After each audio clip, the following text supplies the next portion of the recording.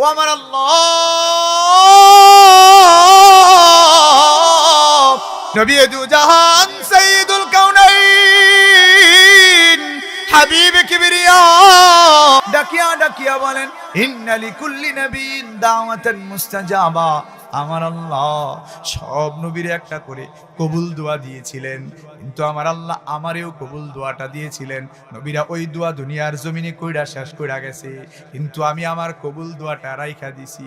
ইন্নী আখতাবিউ দাওয়াতি শাফাআতান লিউম্মতি ইয়াউমাল কিয়ামা। আমার উম্মত কিয়ামতে আটকায়া যাবে, আমার উম্মত মিজানে আটকায়া যাবে, আমার উম্মত পুলসিরাতে আটকায়া যাবে। এজন্য আমি আল্লাহর নবী আমার ওই দাওয়াতে মুস্তাজাবাটা কিয়ামতের ময়দানে আমার উম্মত গুলারে ছুটাবার জন্য রাইখা দিছি। জোরে কন্যা সুবহানাল্লাহ। আল্লাহর নবী বর্ণনা করেন, আমি যখন তায়েফের ময়দানে গেলাম, তায়েফের ময়দানের মানুষগুলা আমি নবীর উপরে এত এত পাথর নিক্ষেপ করে, আমি নবীর গা মুবারক থেকে রক্ত ঝরিয়া ঝরিয়া নবীর কদম মুবারকে জুতা আটকায়া যায়। এবার যখন আল্লাহ পাক রব্বুল আলামিনের পক্ষ থেকে জিবরিল আমিন চলে আসলো, জিবরিল আমিন ডাকিয়া ডাকিয়া কয়, ইয়া রাসূলুল্লাহ ওয়া ইয়া হাবিবাল্লাহ, হুজুর আল্লাহ পাক রব্বুল আলামিনের আরশে আজিমের ফেরেশতারা দুইবার করে ঝরঝর করে অঝরে কেঁদেছেন। আপনি আজকে যখন তায়েফের ময়দানে নির্যাতিত হয়েছেন, আপনি নবীর গায়ে পাথরের আঘাতের পর আঘাতের কারণে আল্লাহ পাক রব্বুল আলামিনের পুরা ফেরেশতা কুলগুলো আল্লাহর দরবারে ঝরঝর করে কেঁদে দিয়েছে। এবার জিবরিল আমিন ডাকিয়া কয়, ইয়া রাসূলুল্লাহ ওয়া ইয়া হাবিবাল্লাহ, আপনি শুধুমাত্র একটিবারের জন্য বলেন, আমি এই জাবালে আবি কুবাইস পাহাড়ের দুইটা অংশ, দুই পাশের দুই পাহাড় তায়েফের মানুষগুলোর উপরে চাপা দিয়া শেষ করে দেব, এদের নির্মূল বানায়া দেব। আল্লাহর নবী ডাকিয়া ডাকিয়া বললেন, আমি তো বদদোয়া করবার জন্য আসি নাই রে জিবরিল আমিন, শুনো, আমি তো জমিনে বদদোয়া করবার জন্য আসি নাই। লাআল্লাল্লাহ আইয়ুখরিজা মিন আসলাবিহিম আইয়ুহিদাল্লাহ তাআলা, হতে পারে আমার আল্লাহ এই মানুষগুলোর মধ্যে হতেই এমন মানুষ বের করে দিবেন যারা আমার আল্লাহ পাক রব্বুল আলামিনের একত্ববাদের সাক্ষ্য দিবে। জোরে কোন সুবহানাল্লাহ। আমার আপনার নবী কেমন দান নবী, কেমন মান নবী, কিয়ামতের ময়দানে আমার আল্লাহ পাক রব্বুল আলামিন আমার আল্লাহর কাহারত লইয়া, ক্রোধ লইয়া যখন আরশে আজিমে বসিয়া যাবেন, নবীরা পর্যন্ত নফসি নফসি বলতে থাকবে। আল্লাহর নবী বলেন, আমি আল্লাহর হাবিব আরশে আজিমের চৌখাটে যাইয়া কপাল মুবারককে আল্লাহর কুদরতি কদমে আমি সুপর্দ করিয়া দেব। এবার আল্লাহ পাক রব্বুল আলামিনকে ডাকিয়া ডাকিয়া বলবো, আমার আল্লাহ আমার উম্মত গুলারে মাফ করে দেন। আমার আল্লাহ পাক রব্বুল আলামিন আমি নবীর দোয়া পাইয়া আমার আল্লাহ আমার উম্মত গুলারে শাফাত করার জন্য ইজাজত দিয়ে দিবেন। জোরে কোন সুবহানাল্লাহ। নবী আলাইহিস সালাতু ওয়াস সালাম রে কেমন ভালোবাসা লাগে, ওই নবীর প্রতি কেমন ভালোবাসা দিলের ভিতরে রাখা চাই। আল্লাহর নবী কোরআন যার উপরে অবতীর্ণ হয়, সেই কোরআনের মধ্যে আল্লাহ পাক রব্বুল আলামিন নবীর ভালোবাসার কথা তুলিয়া দিয়েছেন রে বাজান। আজকের এই অল্প আলোচনাটুকুন থেকে দেখেন নবীর জন্য ভালোবাসা নিয়ে বাড়িতে যাওয়া যায় কিনা। আল্লাহ পাক রব্বুল আলামিন কোরআনের মধ্যে ডাকিয়া ডাকিয়া বলেন, আন-নাবিয়্যু আওলা বিল মুমিনিন, তোমার নবী তোমার জানের চাইতে তোমার কাছে প্রিয় হওয়া লাগবে। আল্লাহ পাক রব্বুল আলামিন বললেন, তুমি যদি নিজের পূর্ণাঙ্গ মুমিন দাবি করতে চাও, বানিয়া জানের মানুষগুলা যদি আল্লাহর হাবিবের সামনে দাঁড়ায় শাফাত লইতে চায়, তাইলে যেন ওরা আল্লাহর নবীরে পরিপূর্ণ ভালোবাসে, নিজের জানের চাইতেও বেশি ভালোবাসে। কেন বাজান নিজের জানের কথা বলা হলো, সম্পদের কথা বলা হয় নাই, মালের কথা বলা হয় নাই, কেন বাজান জানের কথাই বলা হলো। গত 4টা সপ্তাহ আগে যখন পুরো বাংলাদেশটা ভূমিকম্পের আঘাতে কেঁপে উঠেছিল, আমরা মিডিয়ায় সংবাদ প্রচারিত হয়েছে দেখেছি, ঢাকার কোনো একটা সুপার শপিং মলে বাপ তার সন্তানকে লইয়া কলিজার টুকটারে লইয়া শপিং করতে গেছে। এবার যখন ভূমিকম্পের আঘাতে বিল্ডিংটা কাঁপিয়া উঠছে, বাপ তার সন্তানের কথা মনে রাখতে পারে না। চাচা আপন জান বাঁচা এই প্রবাদকে প্রমাণ করিয়া বাপ তার সন্তানটারে রাখিয়া বিল্ডিং এর বাইরে দৌড়ায়া চলে গেছে। বুঝা গেল কলিজার টুকরা সন্তানের মহব্বতের চাইতে নিজের জানের মহব্বত নিজের কাছে বেশি। কথা ঠিক কিনা? এটা মিডিয়া প্রচার করছে। এবার জান, এই জন্য আল্লাহ পাক রব্বুল আলামিন নিজের জানের চাইতে আল্লাহর নবীরে বেশি ভালোবাসতে বলেছেন। আল্লাহর নবীরে কেমন ভালোবাসা লাগে, সাহাবায়ে কেরাম আল্লাহর নবীরে এত ভালোবাসতেন। সাহাবায়ে কেরামের ভালোবাসার বিনিময়ে আমার আল্লাহ পাক রব্বুল আলামিন কোরআনের মধ্যে ডাকিয়া ডাকিয়া বলেন, ওয়া কুল্লাউ ওয়াদাল্লাহুল হুসনা। আল্লাহ পাক রব্বুল আলামিন কোরআনের মধ্যে ডাকিয়া ডাকিয়া বলেন, সাহাবায়ে কেরাম আমার নবীরে এত ভালোবাসছে, জান উজাড় করে ভালোবাসছে, বিনিময়ে আমি আল্লাহ পুরস্কার দিছি। দুনিয়ার জমিনে আমি আল্লাহ পাক রব্বুল আলামিন ওই সাহাবায়ে কেরামের জামাতের জন্য উত্তম বিনিময় ওয়াদা করলাম তথা জান্নাতের ওয়াদা দিলাম। জোরে কোন সুবহানাল্লাহ। এবার জান, আমি আপনাদের থেকে আর বেশি সময় লইব না। নবীর প্রেমটা আপনাদের কাছে আমানত রাখিয়া যাইতে চাই। শেষ কথার দিকে চলে যাইতেছি। বাজান, নবীর কেমন ভালোবাসা লাগে, আল্লাহর নবীর ভালোবাসা দিলের ভিতরে কেমন রাখতে হয়। নবী দু জাহান একবার সাহাবায়ে কেরামকে ডাকলেন, রে আমার সাহাবায়ে কেরামের দল শুনো, মক্কার কাফিররা আমি নবীর উপরে নির্যাতন করিয়া করিয়া আমি নবীরে মক্কা থেকে বের করে দিছে। এরপরেও আমি নবীর পিছ ছাড়ে না। বদরের যুদ্ধ হয়ে গেছে, উহুদের যুদ্ধ ওরা আসতে চায়, মুসলমানদের সংখ্যা অনেক কম। সাহাবায়ে কেরামের জামাতকে আল্লাহর নবী ডাকলেন। একজন সাহাবীরে বিশেষ করে আল্লাহর নবী ডাকিয়া বললেন, রে আমার সাহাবী হযরত সাদ ইবনে রবি, তুমি কি আমি নবীর ভালোবাসায় নিজের জানটাকে কুরবান করতে পারবা আল্লাহর রাহে? তুমি কি আমি নবীর ভালোবাসায় উহুদের ময়দানে চলে যাইতে পারবা? তুমি কি আমি নবীর জানের চাইতে বেশি ভালোবাসো কিনা? হযরত সাদ ইবনে রবি এমন আনসারী সাহাবী ছিলেন, যার টাকা পয়সা ছিল, প্রভাব প্রতিপত্তি ছিল, যার ধন দৌলত ছিল, সন্তান সন্ততি ছিল অনেকগুলা। এবার সাদ ইবনে রবির আল্লাহর নবী ডাকিয়া কয়, তোমার সব কিছুর চাইতে কি আমি নবীর ভালোবাসার পরীক্ষা তুমি বড় কইরা দিতে পারবা? সাদ রে, মুসলমানদের সংখ্যা বড় কম, তুমি কি আমি নবীর ভালোবাসায় জানটা বিলানোর জন্য উহুদের ময়দানে যাইতে পারবা? আল্লাহর নবীর সাহাবী হযরত সাদ ইবনে রবি আল্লাহর নবীর ডাক দিয়া কয়, ইয়া রাসূলুল্লাহ ওয়া ইয়া হাবিবাল্লাহ, লাব্বাইকা ওয়া সাদাইকা ইয়া রাসূলুল্লাহ।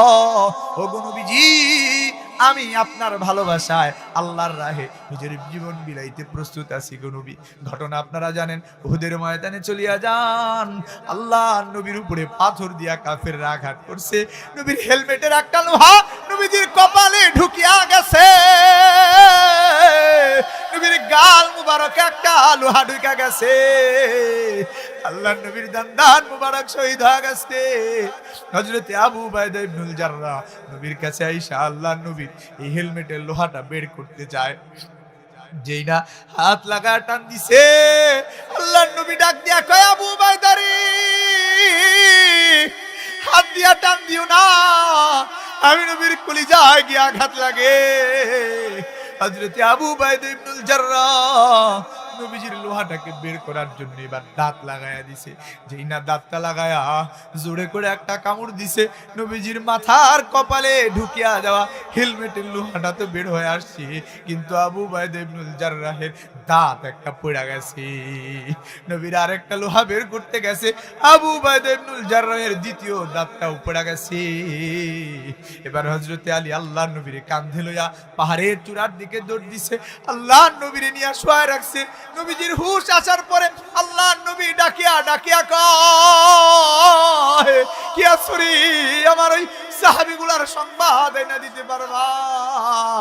যেই সাহাবীগুলা নিজের জীবন বিলানোর জন্য আমি নবীর এক কথায় আল্লাহর রাহে ওদের জীবন বিলাইতে চলে গেছি, ওই সাহাবীগুলার কি খবর, কি সংবাদ আইনা দিতে পারবা? আমার সাদ ইবনে রবির সংবাদ কি আইনা দিতে পারবা? আমার সাদ ইবনুর রবির অবস্থা বুঝি বেশি ভালো না। নবী দু জাহান সাইয়্যিদুল কাউনাইন হাবিবে কিবরিয়া ডাকিয়া ডাকিয়া যখন এই কথাগুলা বললেন, দাঁড়ায় গেলেন হযরতে যায়েদ ইবনে সাবিত রাদিয়াল্লাহু আনহু। আল্লাহর নবীর কাছে আসিয়া কয়, ইয়া রাসূলুল্লাহ ওয়া ইয়া হাবিবাল্লাহ, হুজুর আপনি শুধুমাত্র বলেন না আপনার কি আদেশ, কি পয়গাম, আমি সাদ ইবনুর রবির তালাশে যাব। আল্লাহ নবী বললেন, আমার মন বলি আমার সাদের অবস্থা বুঝি বেশি ভালো না। এবার সাদ ইবনুর রবিরে যদি তুমি উহুদের ময়দানে জীবন্ত খুঁজিয়া পাও, তাইলে আমার সাদরে দুইটা পয়গাম দিবা। এক নম্বরে আমি নবীর পক্ষ থেকে আমার সাদরে সালাম দিয়া দিবা। জোরে কোন সুবহানাল্লাহ। এবার যখন হযরতে যায়েদ ইবনে সাবিত একটা পয়গাম লইয়া এই সামনের দিকে অগ্রসর হতে লাগলেন, আল্লাহর নবী পিছন থেকে ডাক দিবেন, যায়েদরে দাঁড়াও, যায়েদরে দাঁড়াও, নবীর দুই নাম্বার পয়গামটা লইয়া যাও। তুমি যদি আমার সাদ ইবনুর রবিরে খুঁজিয়া পাও, আমি নবীর দিল কেন যেন সায় দেয়, আমার সাদের অবস্থা বুঝি বেশি ভালো না। আমার সাদরে যদি খুঁজিয়া পাও, তাইলে আমার সাদরে জিজ্ঞাসা করবা, কাইফা তাজিদুকা, নবীর প্রেমের কারণে নিবের জীবন বিলাইতে আসছো রে সাদ, তোমার অবস্থা কি, তুমি কেমন আছো? আমি নবীর পক্ষ থেকে এটা জিজ্ঞাসা করবা। হযরতে যায়েদ ইবনে সাবিত বলেন, আমি উহুদের ময়দানে চলে গেলাম, যায় হযরতে সাদরে তো খুঁজে পাইলাম, কিন্তু দেখি ওয়াহুয়া বি আখিরি রামাকিন, তাকায়া দেখি হযরতে সাদ ইবনুর রবির বেশি সময় আর বাকি নাই। কারণ আমি তাকা দেখলাম নবী ৭০ দরবাতান, গায়ের মধ্যে ৭০টার বেশি আঘাত, তীরের আঘাত, তরবারির আঘাত। এবার আমি তার জানটা না জানি বেরিয়ে যায়, ভয়ে ভয়ে তাকে আমি পয়গাম দিতে লাগলাম। বললাম, হযরতে সাদ ইবনুর রবি, তোমার নবী তোমার কাছে পয়গাম পাঠাইছে। নবীর ভালোবাসায় যার দিলটা পরিপূর্ণ, মৃত্যুর সন্ধিক্ষণেও ডাকিয়া কয়, যায়েদ রে, আমার নবী কি পয়গাম পাঠাইছে। ইমান দীপ্ত কণ্ঠে যখন হযরতে সাদ ইবনুর রবি এই কথাগুলো বলছিলেন, হযরতে যায়েদ থেকে বললেন, সাদ রে, তোমার নবী তোমার জন্য এক নম্বরের পয়গাম পাঠাইছে। আল্লাহর নবী তোমারে সালাম বিনিময় করছি। হযরতে সাদ মৃত্যু সন্ধিক্ষণেও সালামের জবাবটা দিলেন। এবার যখন আল্লাহর নবীর ২ নম্বরের পয়গাম পাওয়ার কথা হযরতে সাদ জিজ্ঞাসা করলেন, নবী আমার জন্য এই মুহূর্তে আমার জীবন বেরিয়ে যাবে, যায়েদ রে দ্রুত বলো, আমার গায়ের ভিতরে বিষম জ্বালা, আমি বুঝি এখনই মারা যাব, আমার নবী আমার জন্য কি বলছি। হযরতে যায়েদ ইবনে সাবিত ডাকিয়া ডাকিয়া কয়, নবী প্রেমের কারণে, নবীর ভালোবাসায় তুমি তোমার জানটা বিলাইতে আসছো রে সাদ। নবী তোমারে ডাক দিয়া জিজ্ঞাসা করতে কইছে, কাইফা তাজিদুকা, নবী প্রেমের কারণে জান বিলাও, আল্লাহর রাহে তোমার জানটা কুরবান করে দাও। নবী জিজ্ঞাসা করছে, সাদ রে, তুমি এতটা আঘাত পাওয়ার পরে তুমি কেমন আছো? আল্লাহর নবীর এই পয়গাম পাইয়া হযরতে সাদ ইবনুর রবি ইমান দীপ্ত কণ্ঠে আল্লাহর নবীর সাহাবী হযরতে যায়েদ রে ডাকিয়া ডাকিয়া কয়, যায়েদ রে, তুমি যদি আমার নবীর কাছে যাও, তাহলে আমার নবীরে গিয়া বলবা, নবী প্রেমের কারণে আমার আল্লাহ দুনিয়ার জমিনে এত সুন্দর মুআমালা করছে, নবীর প্রেমের কারণে আমার জান আল্লাহর রাহে কুরবান করে দেই, কিন্তু আমি এই উহুদের ময়দানে শুয়া শুয়া ইন্নী আজিদুরি হাল জান্নাহ, আমি আমার নাকের কাছে আমার আল্লাহ পাক রব্বুল আলামিনের জান্নাতের ঘ্রাণ পাওয়া শুরু করে দিয়েছি। চিৎকার করে কন্যা সুবহানাল্লাহ, আর জোরে কোন সুবহানাল্লাহ। আল্লাহর নবীর সাহাবায়ে কেরাম কেমন ভালোবাসছেন, জান উজাড় করে কেমন ভালোবাসা দিয়েছেন। সাহাবীর নাম হযরত আব্দুল্লাহ বিন যায়েদ বিন আব্দি রাব্বিহি। তপ্ত দুপুরে রবিউল আউয়াল মাসে খেজুরের বাগানে কাজ করেন, কে যেন পথ দিয়ে হাঁটিয়া হাঁটিয়া যায়, পয়গাম লয়ে আসছে, ডাকিয়া ডাকিয়া কয়, জানো জানো জানো, নবী নাই রে, নবী গোটা জমিনটারে ইয়াতিম বানায়া মদিনার জমিন ছাড়িয়া আল্লাহ পাক রব্বুল আলামিনের পরম বন্ধু হয়ে গেছে। কি আসরি, আল্লাহর নবী দুনিয়ার জমিন থেকে বিদায় নিয়ে চলে গেছে। এই কথাখানি শুনবার পরে নবীর প্রতি কেমন ভালোবাসা সাহাবায়ে কেরাম সাহাবী হযরত আব্দুল্লাহ বিন যায়েদ বিন আব্দুর রাব্বি দুইটা নয়ন বন্ধ করে আল্লাহর দরবারে হাত তুলে দিছে, আল্লাহরে ডাকিয়া ডাকিয়া কয়, ও আমার আল্লাহ,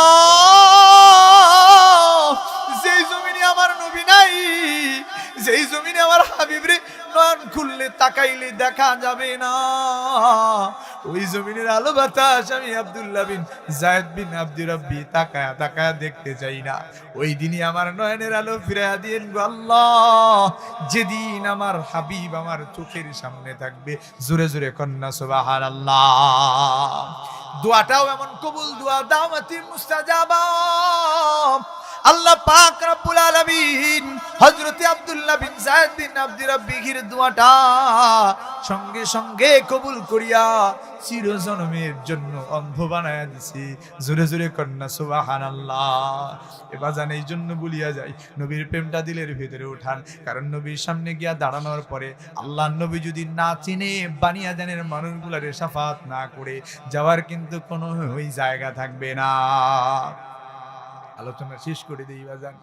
আর দুইটা মানুষের ব্যাপারে বলবো বাজান, পায়ে হাত দিয়া বলি, পর্দার অন্তরালের মা গুলা, বেশি রাত করা যাবে না, ফজর পড়তে হবে বাজান।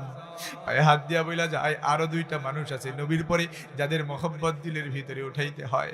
ওই দুইজন মানুষকে আল্লাহর নবী বললেন, হুমা জান্নাতুকা, ওই দুইটা মানুষ তোমার জান্নাত, ওই দুইটা মানুষ তোমার জাহান্নামে যাওয়ার কারণ। নবীজি বললেন, ওই দুইজন মানুষের সন্তুষ্টি তোমার আল্লাহর সন্তুষ্টির কারণ। জানি না এই মজলিসে কারা বসে আছেন বাপ হারা হইয়া, চিরয়তীম হইয়া মা হারাইছেন, এখানে বসে আছেন পর্দার অন্তরালের মা ও বোন, জানি না কে বাপ হারাইছেন বাজান, কথা বললেন না। শেষ আলোচনার দিকে চলে যাইতেছি বাজান। পর্দার অন্তরালের মা ও বোন, জানি না কে মা হারায়া কে বাপ হারায়া বসে আছেন। এ বাজান, মাগুলা এত কষ্ট করছে, বাপগুলা এত কষ্ট করছে, কত বেয়াদবি হয়ে গেছে মায়ের সাথে, কত বেয়াদবি হয়ে গেছে বাবার সাথে। বাপগুলা এবার অন্ধকার কবরে, মাটা অন্ধকার কবরে। কোনদিন তো বাবার বুকটা জড়া ধইরা বলা হয় নাই, বাবা ও বাবা, আমি তোমারে দিল উজাড় করে ভালোবাসি বাবা। কোনদিন মায়ের পা দুইটা জড়া ধইরা বলা হয় নাই, মাগো তোমার পায়ের নিচে আমার জান্নাত, আমি তোমারে দিল উজাড় করে ভালোবাসি মা। এবার জান, কে জানি বাপ হারাইছেন, কে জানি মা হারাইছেন। আমি যখন মাহফিল শেষ করে বাড়িতে যাই, গভীর রজনী হয়ে যায়, আমি যাওয়ার পরে দেখি আমার বিবিটা রাতের বেলায় কয়বার করিয়া শীতের রাতেও আমার সন্তানটার পেশাবের কাপড় পরিবর্তন করিয়া নিজে ভিজা কাপড়ে শুয়া থাইকা আমার কলিজার টুকরা সন্তানটারে বুকে আগলায়া উষ্ণতা দিয়া কেমন ঘুম পাড়ায়। বহুবার আমি এটা বৈশা বৈশা দেখছি, আর ভাবছি না জানি আমার মা আমার কতটা কষ্ট করিয়া লালন পালন করে গেছি বাজার। আপনি তো জানেন না, ডাক্তারি সায়েন্সে আছে মায়ের উদরের ভিতরে মাত্র 9 ইঞ্চি জায়গা থাকে। আমি যখন মায়ের উদরের ভিতরে আসলাম, এবার 9 ইঞ্চি জায়গা যখন ভুড়িয়া গেল, আমার পা দুইটা মায়ের কলিজা বরাবর দেয়া থাকে। এবার যখন আমার দেহের আকৃতি বাড়ে, আমার পা দুইটা যা মায়ের কলিজা বরাবর আঘাত করে। মায়ের কলিজা আঘাত করবার কারণে রাতের বেলায় মা আর ঘুমাইতে পারে না। মাটা দিনের বেলায় ঠিক মতো চলাফেরা করতে পারে না, খাবারও ঠিক মতো খাইতে পারে না। এবার জানি না কোন বাপটা কোন মাটা, বাপ হারাইছেন মা হারাইছেন, এখানে বসে আছেন, দিলটাকে নরম করিয়া দেন। ওই মায়ের একটা ঘটনা শোনাই আজকের আলোচনাকে শেষ করার চেষ্টা করছি। চাঁদপুরের শরীয়তপুরের সখীপুর নামক এলাকার একটা সন্তান রিপন, তার নাম। ঢাকায় নতুন একটা চাকরি লইছে রিপন। এবার ঢাকায় 1 মাস চাকরি করার পরে মারে ফোন লাগাইছে, নতুন বেতন পাইয়া মারে ডাকিয়া ডাকিয়া কয়, মাগো নতুন বেতন পাইছি মা, তোমার জন্য কাপড় কিনছি মা, তোমার জন্য নতুন জুতা কিনছি মাগো, লঞ্চে উঠছি মা, মাগো আমার জন্য তুমি রান্না আবার না করিও। এ যুবক ভাই আর কথা বইল না, ওই মাটার কথা একটু স্মরণ করো। তোমার মতোই একটা যুবক লঞ্চে উঠছি গত গত রাতের আগের রাতে বাজার দুইটা লঞ্চ মুখোমুখি হইয়া জায়গায় 7 জন মারা গেছে, 50 জনের উপরে আহত হয়ে গেছে। এবার এই ঘটনাগুলো বহুবার নদীর মধ্যে ঘটে। এবার রিপনের লঞ্চটা যখন চাঁদপুরের টোটা নামক এলাকায় গেছে, ওই জায়গায় যাওয়ার পরে নদীর মধ্যে ঝড় উঠিয়া গেছে। এবার ঝড়ের আঘাতে যখন লঞ্চটা দুলে, এবার রিপন মারে ফোন লাগাইছে। পত্র পত্রিকায় লেখা হয় 15টা মিনিট মারে রিপন আগে ফোন লাগাইছে। মারে ফোন দিয়া কয়, মাগো লঞ্চটা বুঝি ডুবিয়া যাইবে মা, উপরের তালার মানুষগুলারে নিচে যাইতে দেওয়া হয় না, নিচের মানুষগুলা উপরে যাইতে পারে না, আমি ইঞ্জিনের রুমের পাশে বসে তোমারে ফোন দিছি মাগো, লঞ্চটা বুঝি ডুবিয়া যাবে, তোমারে আর বুঝি দেখা পাবো না, মাগো আমার জন্য তুমি দোয়া করিও মা। এবার যখন মারে ফোনটা দিয়া সন্তান কথাগুলা বলে, মায়ের দিলে জান দিছে আমার সন্তানটা বিপদে পড়িয়া গেছে। কারণ দুনিয়ার জমিনে যখন সন্তান বিদেশের জমিনেও বিপদে পড়ে, সবার আগে যার দিলে জান দেয় তিনি কে? মা ছাড়া আর কারো দিলে এটা আগে জান দেয় না। বিদাসে বৈদাসে যার বেটা মারা যায়, পাড়াপড়শি কেউ না জানলেও, পাড়াপড়শি কেউ না জানলেও জানে তাহার মা, জানে তাহার মা। রিপনের মায়ের দিলেও জান দিছে, আমার সন্তানটা বুঝি আর বাঁচবে না। লঞ্চ ডুবার 5টা মিনিট আগে আবার মায়ের ফোন লাগাইছে, মাগো মা এবার সাক্ষাৎ বুঝি আর পাইলাম না, তোমার রিপন রে মাফ করে দিও মা, লঞ্চটা ডুবে যাইতেছে, মাগো কত বেয়াদবি করছি মা, মাগো মাফ করে দিও, তোমার রিপন রে মাফ করে দিও, তোমার জন্য নতুন কাপড় কিনছিলাম আর পড়াইতে পারলাম না। মায়ের কলি যায় তো মানে না,